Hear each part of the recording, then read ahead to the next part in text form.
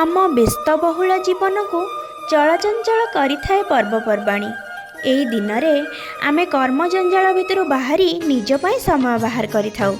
नुआ पिंधु सजबाज हेउ घरे पिठापना हुए सांगसाथी मानक सेमिति मोर गोटिए प्रिय बंधु अछि।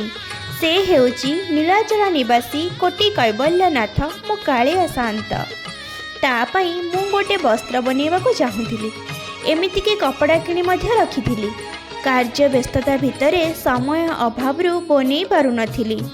भाबिली आगको प्रथमाष्टमी आसुची, मु त घरर बड़ झियो, मु नुआ पिंधिबी। आउ जदि मो जगा नुआ न पिंधिब से मो ऊपर अभिमान करी मुह फुलेब, रुसी जीव।